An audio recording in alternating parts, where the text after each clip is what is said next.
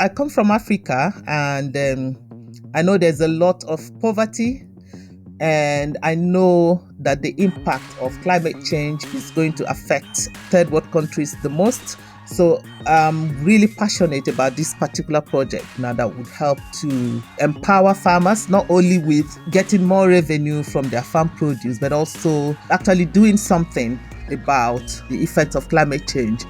Hi, I'm Stephanie Tomampos, and you're listening to Down to Earth, the show where we talk to incredible geoscientists about their science, their careers, and their passions.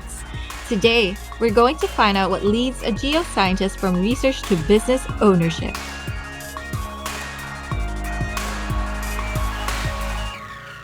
Support for Down to Earth comes from the Inspire, Develop, Empower, Advance, or IDEA Committee of the Institute of Electrical and Electronics Engineers Geoscience and Remote Sensing Society. The IDEA Committee is devoted to empowering engineers and scientists from diverse backgrounds to follow a career in geoscience and remote sensing. One way they do this is by pairing established and emerging geoscientists through their Women Mentoring Women program. In this year-long mentorship, careers blossom and friendships are born across generations, disciplines, and geographies. To learn more and become a member, visit grss-ieee.org/community/idea. In September last year, just when I was rounding up my final thesis to submit, I participated in a hackathon, which was about finding solutions to impact of climate change. This is Dr. Nkeiruka N, Onyia. She's an Earth observation specialist at the University of Leicester, whose research centers on detecting, measuring, and monitoring anthropogenic and natural disturbances in tropical environments. It was organized by the European Space Agency, and the idea was to use this huge data set and create a tool that can solve problems. So my team and I came up with an idea to use Copernicus data to find solution to problems farmers face in Kenya, in Africa. And that was the winning idea. As I discovered during our conversation together, Nkeiruka, or NK as she's called by her friends, is a powerhouse woman with many passions and talents. She likes to describe herself as a jack of all trades, master of all, because similar to her hackathon experience, whenever she tackles a new challenge, she succeeds. Her successes have followed her, from her recent career transition into remote sensing to the completion of her PhD, and finally, to a new trajectory as an entrepreneur. Congratulations on winning the hackathon. Thank That's you. amazing. Thank you. What have you done since? My team and I, we've been on top of it, trying to refine the idea, trying to actually test the idea. We are at the stage now where we are talking with potential customers, and we've registered the company as well. So we are now entrepreneurs as well, or startup, like they will call us. And we're developing, we have our MVP, proof of concept, that show that there's a model that works. And we're now refining that model. Firstly, wow, you're so cool. I'm so happy to have this moment with you. You won a hackathon event and you registered a company. How cool is that? Yeah, it is interesting. So, regarding the company and the research that you're looking at, can you explain the tool you're developing and who will benefit from it? Okay, so the tool is what we call the Soil Water Index Forecast tool. And the idea is to help farmers in Africa to create a tool from satellite data that will help farmers optimize their harvest and reduce farm gate losses. Our project area initially was in Kenya, and this area, the farmers there suffered from a lot of waterlogging, which leads to their farm produce either rotting on the farm because they can't access their farm, or by the time they get it to the market, it's lost a lot of value. So the idea is to be able to predict for these farmers what the waterlogging situation will be like on any at least 7 days, so that they will know the optimum time to get into their farm and take their produce. It's going to be presented as an app, and then farmers subscribe to this app, and then they get depending on the produce, the crop they've planted, the planting dates, the planting cycle for the particular crops, they will have the results that they need that is specifically for them. And these results will not determine when they go in to harvest their produce. This way, there is better control on how much of this of a particular produce is brought to the market, because sometimes during the harvest season you have surplus produce in the market, and then people are forced to sell at giveaway prices and they lose their income because of that.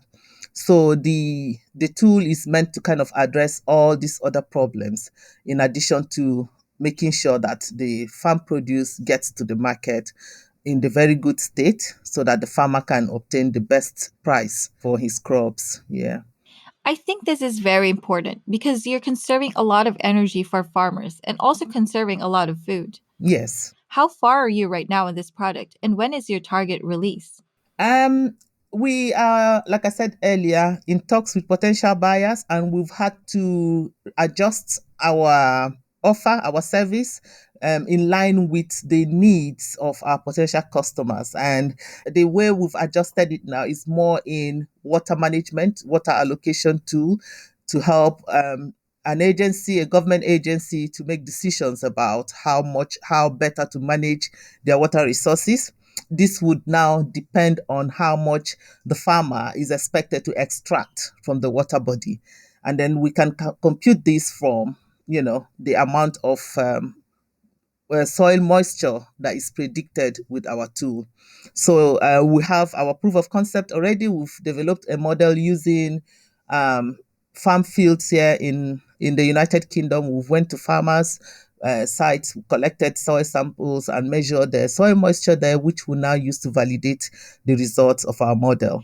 Very cool. And in some ways, this research ties in with your PhD work in the sense that you're used to developing new approaches to climate change issues. I was amazed at how you did your PhD thesis about normalized difference vegetation vigor index. So, can you share what the NDVVI is and what your research was all about?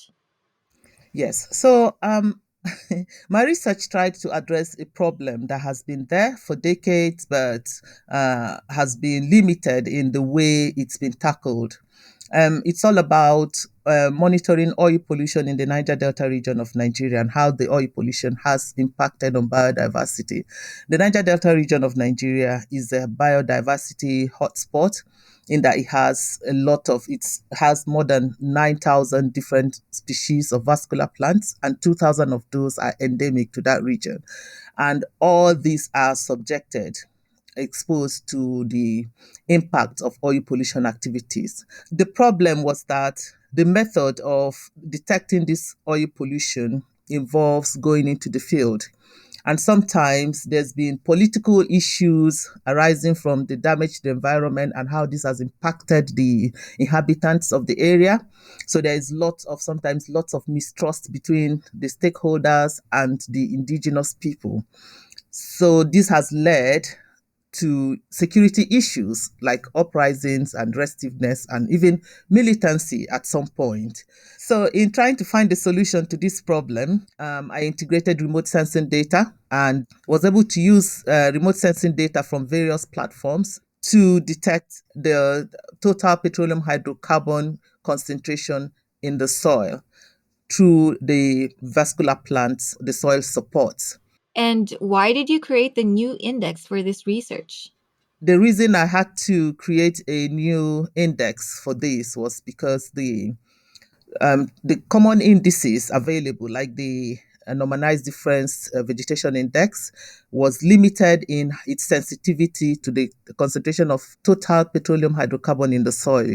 So I used hyperspectral data set, selected wavelengths that were very sensitive, not just to the chlorophyll and the other pigments in plants, but also to the impact of or effect of TPH in the soil on the concentration of these pigments in the leaves. So with that tool, we can easily detect where oil spill has occurred.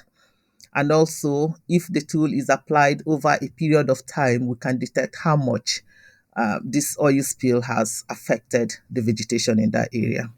What do you think are the impacts of your research? Where is it going forward? So, what my research has done is develop a tool for stakeholders like multinational oil companies to use in their post oil spill impact analysis. Everything that was used in developing that tool was open source. So these things are there and available. It's another thing to actually apply them. So yeah. And have you approached any oil companies yet to tell them about your research? I wouldn't say that I've approached any oil companies, probably because I've not gone back to Nigeria to, carry on my research from that area. But it's what I intend to do. I only just concluded my research. Actually, I got my degree this year. So it's something I'm looking forward to, maybe do something more. But I've not actually spoken to any, because it's not a straightforward journey. I can tell you, just to even access the sites to collect my field data, which I used to validate the satellite data, was, you don't want to hear about it.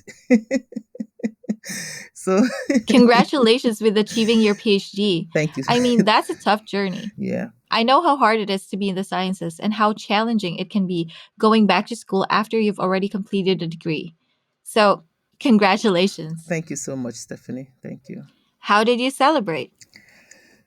um I don't know. Somebody told me that I was too old to celebrate a PhD. So Nobody's too old for anything, so it should be a celebration. yeah, I think I can't even remember what I did. I must tell you, I was just so relieved it was over. So Dr. Nkeiruka Onyia has had an incredible number of successes. Aside from inventing a new vegetation index for her PhD research, she has published several articles, won a hackathon, and started a business where she is already in talks with potential buyers. All of this done in just a year. So would you believe me if I told you that not more than 6 years ago, Nkeiruka hadn't even heard of remote sensing as a field of study? Yeah, I know. How could she be so accomplished in such a short amount of time? Well, we're about to find out right after the break.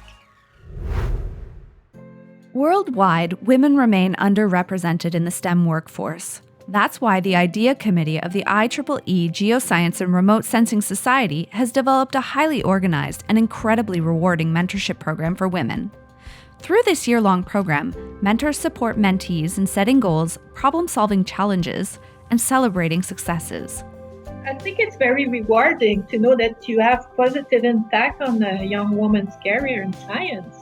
More importantly, you're developing also friendship between the two of you. So it's highly rewarding, really. Consider offering your expertise as a mentor or bringing your enthusiasm and questions as a mentee.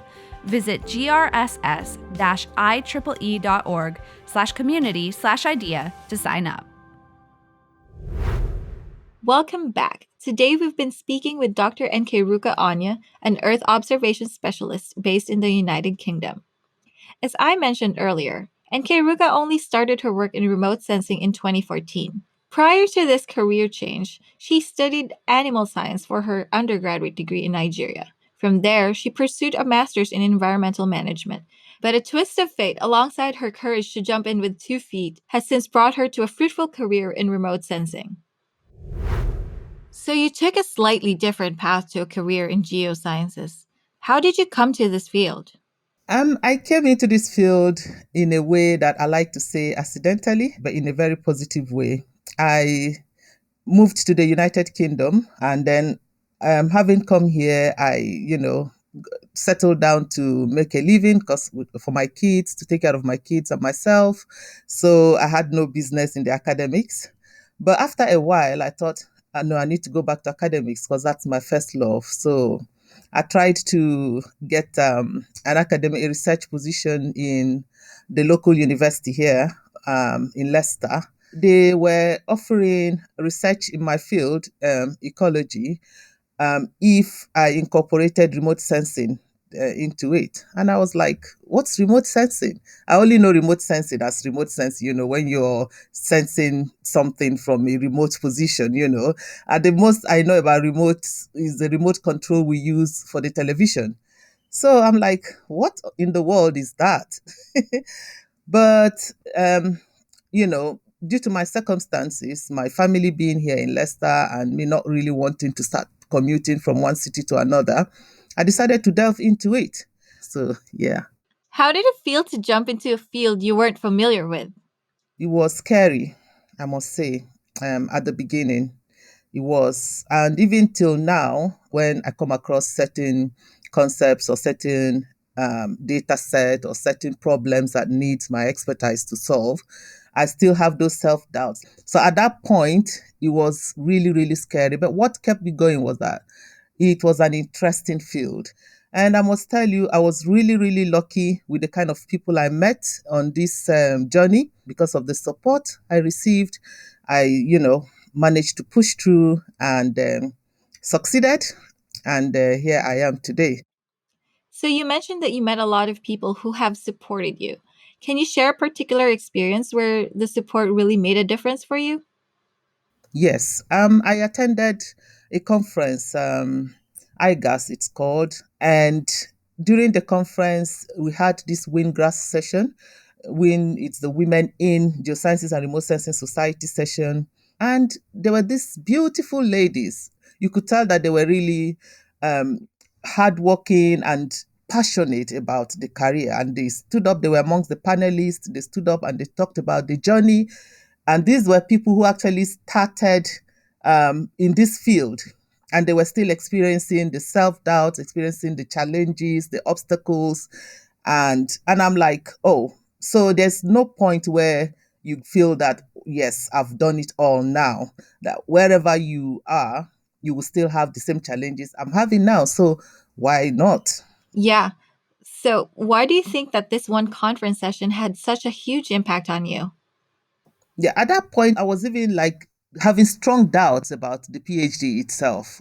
At that point, that was just when I was starting and realized that this remote sensing thing is not as easy as I thought it was going to be.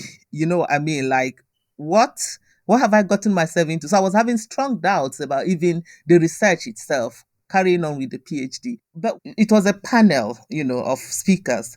And the lady who was talking did not know that she was going to impact my life the way she did. The kind of challenges that she's been encountering, even up till, that day that she was speaking, pushback from their male counterparts, the issue of motherhood, the distractions, everything. I'm like, this is me. But then this is a woman who has been in this field for like years. How is she still going through the same things I could say I was going through at that time? Kind of motivated me. I'm like, why should I run away? When people are fighting to make things easier for me. Do you know what I mean? Why should I give up? Why should I abandon this journey? Because we know there are people there fighting for it to be easier when I get there. So I must say that listening to that lady talk was what is why I'm here today. Just hearing her share her life story is the reason I'm here today. And I don't know if I would have gained the kind of satisfaction I'm gaining now if I was doing something else. Wow. This woman definitely had a huge impact on your life. And you've since been kind of like her because you've been focusing your energies on advocating for women in STEM, particularly African women in STEM. Can you share with us how you're supporting this emerging community of scientists? So I, I need to tell you about this story. I went yeah, that's just to give you the background of how I got into this advocacy for African women scientists. So I went to a conference in Valencia, and there were about 1,000 participants. And I can tell you this without mincing words. I definitely looked around, and I can safely say that I was the only Black woman in that conference. And how did it make you feel? No, definitely, I felt there was a problem. So again, Windgrass came to the rescue. So I met and spoke to them. I said, wow, I'm really concerned that this is happening because I know for sure that there are African remote sensing and geoscientists that are women. So they now said, oh, do you want to do something about it? I said, oh, yeah, I do want to do something about it. Yeah. So we started that way, and I was asked to do something about it. Went, got contacts of all the other female practitioners and started speaking to them, and they were all excited. They said what their problems were, really the main challenge to them being out there showcasing their work and all that. So, and I shared this with the idea group, and they've been we've been working on it slowly, I should say, but yeah, we're getting there. What were some of the challenges African women were experiencing? Why do you think no one was there in that conference? Mainly is the that of awareness, the major challenge, because I actually did a survey. I created questionnaire which I shared with them and asked them, like, to complete so that I can have an idea of what the problem was. I spoke to about 60 women. From the response I got, it was mainly about lack of awareness. They're not aware of the conferences, they're not aware of the resources that are available for people to attend conferences and things like that. And then also the one that is always the perennial problem of funding, funding for research, and also the technology itself. If you're in this field, you need to be on top of it. If not, you will lose track. You just be recycling old knowledge, and before you know it, if you if you don't have anything, sometimes you submit papers to conferences and you're told, oh, sorry, there's so much has been done in this field already in this particular aspect. So so if it's also, keeping on top of the knowledge itself, the field itself, it's another problem that they're having. Right. So the idea was to start with, first of all, creating a chapter there, and then organizing workshops, organizing seminars, and other, creating opportunities for people not only to come in and network and connect with their colleagues and collaborate with other professionals in different parts of the world, but also to kind of update their skills. Have you seen changes? Are there more African women engaging now? The problem with Africa is because for now we only have 2 chapters in the whole of Africa with about 50 something countries. So we're working hard with other geoscientists and remote sensing practitioners to start up the Nigerian GRSS chapter. But our women have been participating more because we have a forum where we meet and we talk. So they've been like engaging more with the other regional bodies that represent remote sensing practitioners within the African region. So I think that's a good start. Yes, definitely. And for those who are participating in the African chapters or other geoscientists in general, what advice do you have for them? Yeah, I would say to keep an open mind, because there's so much that can happen. Don't limit yourself, and don't draw a line and stick within the boundaries that you've drawn. Keep your mind open, because anything can happen at any time, and don't be discouraged. Like I was telling a group of young girls I was mentoring, I said to them, you need to speak up, because especially in this field, nobody's going to willingly create a space for you because you're a woman. I'm talking about to girls in Africa now, in Nigeria. So it's not about color now, it's about, gender bias. I said, you're a woman, nobody is going to willingly give you that space. So you need to speak up. You need to challenge the status quo. You need to use your voice to create your own space and take up that space confidently. You don't have to know everything. And even when you do, you're never sure that you know everything. Okay? So you don't have to know everything. But be confident in the one you know. And of course, don't give up on learning. It's not easy, especially when you have other things that are clamoring for your time. But you just have to make out time to do the things that you need to do to keep yourself up to date in your chosen career. Well, that's all for this episode of Down to Earth. For more information about Dr. Nkeiruka N Onyia and her research, connect with her on LinkedIn or on Twitter at NNKeiru. Also, follow us on Spotify and Apple Podcasts. Finally, send a little love to our sponsors by liking their socials at IEEE Win GRSS on Facebook and Twitter, and IEEE Women in GRSS on LinkedIn. This episode was produced by Nicole Bedford from Nicole Bedford Films, with help from me, Stephanie Tumampos. Graphics and design by Mylene Briggs of Killam Media. And a special thanks to Heather McNairn, Sean Kefauver, and Keely Roth for their support. I'm Stephanie Tumampos, and you've been listening to Down to Earth.